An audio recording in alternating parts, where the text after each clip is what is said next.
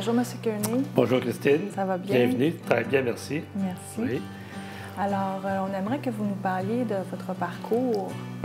Comment tout ça a commencé? Oui, moi, c'est un parcours. En fait, mon amour du bricolage a débuté avec l'arrivée des enfants, du fait que je me suis dit, tiens, je vais préparer un berceau pour ce bébé-là qui arrivait à l'automne. Alors, j'ai débuté comme ça, en faisant ce berceau-là dans mon sous-sol. Et puis, au berceau, j'avais ajouté une petite commode pour meubler la chambre de l'enfant, puis un lit. Alors, ça m'a comme dit, tiens, j'ai vraiment du plaisir à faire ça. C'est un passe-temps vraiment, je me suis découvert là un passe-temps vraiment agréable que j'ai pratiqué pendant une couple d'années. Ensuite de ça, c'est devenu incompatible avec l'utilisation du sous-sol qu'on devait faire pour installer la chambre des enfants. Là, alors là, j'ai arrêté ça pendant plusieurs années. Je m'y suis remis peut-être en 2001, lorsque j'ai construit cette maison-ci, en isolant la remise pour me faire un atelier. Là, je me suis rééquipé en outils là, pour pouvoir vraiment m'y remettre. Là. Et j'ai retrouvé, 15 ans après, 18 ans après, mes premières pièces que j'avais bricolées, le même plaisir de... Donc, vous dites que vous faisiez ça pour un passe-temps. C'est-à-dire que vous travailliez avant, c'est ça? Comme passe-temps. Moi, j'étais en comptabilité chez Alcan, au service de la paye et au compte à payer. Alors, au travers le bricolage, ça me permettait de m'évader, de me concentrer sur mon plan et la satisfaction de produire quelque chose. J'ai jamais fait des meubles pour en vendre. J'en faisais pour moi. J'en faisais pour mes fils à mesure qu'ils prenaient leur distance et leur autonomie. Alors, j'allais souvent, à chaque année, en fait, j'allais au Salon des métiers d'art et je voyais tous ces articles-là, dont M. Moisan, qui est le précurseur tourneur de stylo ici dans la région. Et alors, je n'étais pas capable d'avoir aucune information de M. Moisan. M. Moisan c'était cocasse, était gardien de son secret. M. Moisan a pas mal été celui qui m'a inspiré parce que ça m'intriguait beaucoup le tournage, le stylo.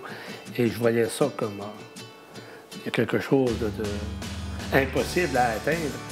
Et avec les années, j'allais dans un salon de bricolage à Saint-Hyacinthe où je voyais ce gars-là qui tournait en démonstration, en sifflant. Alors, je me suis dit, tiens, si j'apprends à siffler, peut-être que je saurais tourner. Ou si j'apprends à tourner, peut-être que je saurais siffler. Alors, en 2011, de retour de ce salon-là, au début de l'année, je me suis mis à regarder sur Internet les vidéos qui existaient. J'en ai trouvé des milliers et des vidéos bien faites. C'était comme mon tournage sans je dirais.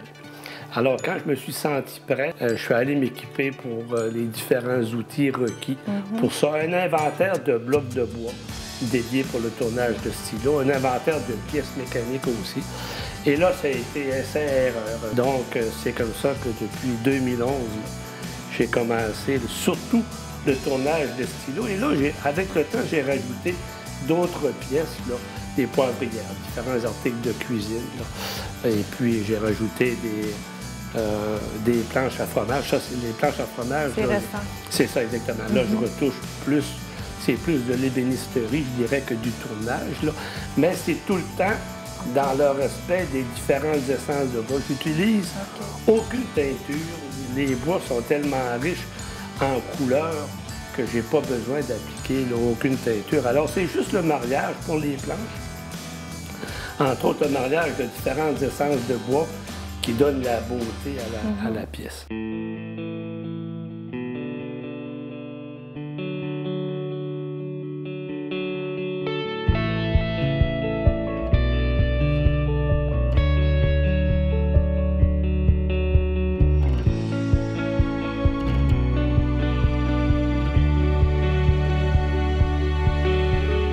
Lorsque je choisis mon modèle de stylo dans mon catalogue, avec chaque modèle vient le plan. Alors le plan, lui, me dit, bon, ben, regarde, tu coupes ton carolet de telle longueur, tu perces un trou de tel diamètre, parce que la première étape, justement, chaque crayon ont un tube en laiton à l'intérieur. C'est le tube qui reçoit les différentes pièces mécaniques et métalliques.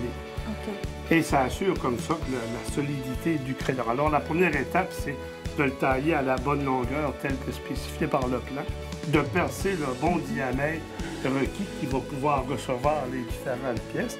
Et ensuite, c'est la partie plaisante, à savoir le tournage, qui est la partie, ce sont des stylos tournés, et la partie sur le tour à bois, c'est l'étape la moins longue. L'étape la plus longue étant la préparation, de mesurer les bonnes dimensions pour couper, pour percer. Okay. Alors, on peut y aller. Là, en fait, on va dégrossir. Avec chaque modèle de stylo, il y a ce qu'on appelle la bushing. Alors, l'idée, c'est d'arriver à effleurement de cette bushing-là. C'est ce qui donne le diamètre de mon stylo. Alors, on dégrossit lentement. Là, on voit que la pièce se réduit. On va atteindre le diamètre extérieur requis pour donner la forme au stylo. Alors là, on arrive pas mal à effleurement. Je me laisse tout le temps un petit jeu là, pour pouvoir finaliser avec le sablage. Là, on va voir à quoi ça ressemble un coup tourné. Tu vois, regarde, on a trouvé d'autres grains qu'on n'avait pas vus tout à l'heure. Alors là, on va passer à l'étape du sablage. Je me termine avec le papier sablé là, pour atteindre le diamètre requis, qui va faire en sorte que lorsqu'on va l'assembler, on ne sentira pas le joint entre les parties mécaniques, métalliques et la partie bois. Ça, c'est une pâte, une cire d'abeille dédiée pour le polissage. Là. Ça finit de l'adoucir. En même temps, ça lui donne un petit fini. Et je le finis avec un autre produit qui est un mélange de cire avec du shellac. Là. Alors ça lui donne un fini un petit peu plus glacé et plus lustré. On le polit de cette façon-là. Donc, on va passer à assembler l'assemblage du crayon. Alors, à l'aide de cette presse-là, les pièces sont... Oui. Les pièces prennent place et vont assurer, là, presser, que la solidité du crayon. Tu vois, ce modèle-là, j'ai tout simplement, là, comme le plan le requiert, installé la recharge. Ça, c'est le mécanisme pour ouvrir et fermer le stylo. Alors, ce modèle-là, lui, est assez vite assemblé dans le sens où, tiens, on le glisse là-dedans et voilà, le stylo est terminé.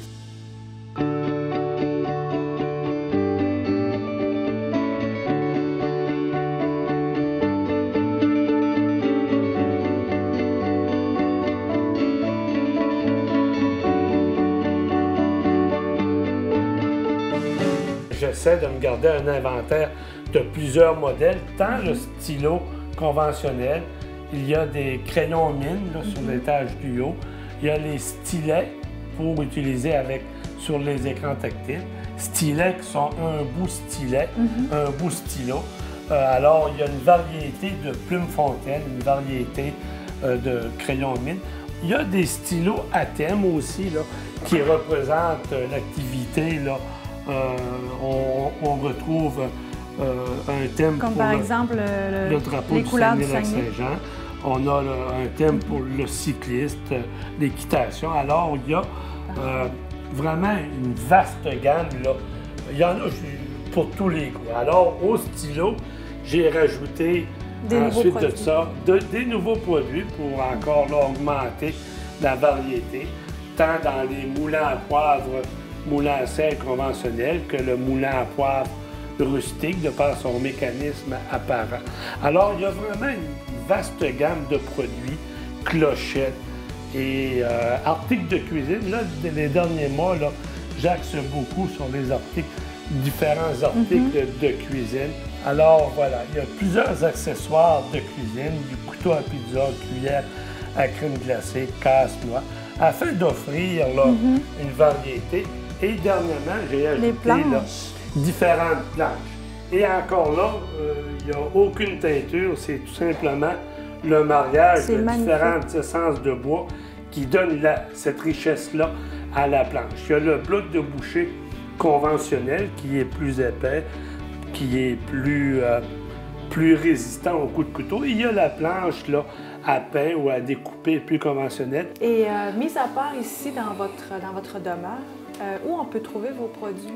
J'en ai présentement là, dans différents musées. Comme tu sais, via la corporation, on peut en placer dans différents musées, qui est en fait là, comme une boutique d'artisans répartie sur l'ensemble du territoire.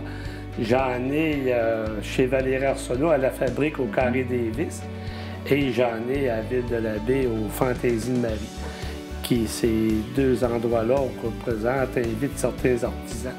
Alors, et le reste du temps, mais les gens viennent ici. Et bien entendu, les différentes expositions telles le Salon des métiers d'art ou la boîte à bleu à Alma et expositions le plus régionales. La seule sortie que je fais extérieure est à Charlevoix. Et puis là, j'aimerais pour 2014, sinon sûrement 2015, aller dans le Vieux-Québec où il y a plusieurs artisans là, qui en parlent avec grand plaisir, où ils retrouvent un bon achalandage. Alors j'aimerais bien, là, pour finir, aller trouver toutes les informations requises et m'inscrire dans un de ces salons-là. Et je suis à finaliser aussi mon site Internet afin d'y joindre une boutique en ligne. Je crois que c'est un incontournable, on ne peut pas échapper. Il y a une présence sur Internet, Facebook ou tous les réseaux sociaux de ce monde, peu importe. Mais d'avoir une boutique en ligne, ça pourrait être... Un projet futur. Un projet futur, exactement. Rendre ça intéressant et rendre les pièces disponibles à un plus grand nombre de personnes, finalement. Exact. Bien, merci beaucoup d'avoir partagé votre passion. On voit vraiment que vous êtes passionné, puis faites vraiment des choses diversifiées, puis... Bienvenue, ce on fut va vous vraiment... suivre. Merci, ce fut vraiment un plaisir. Merci.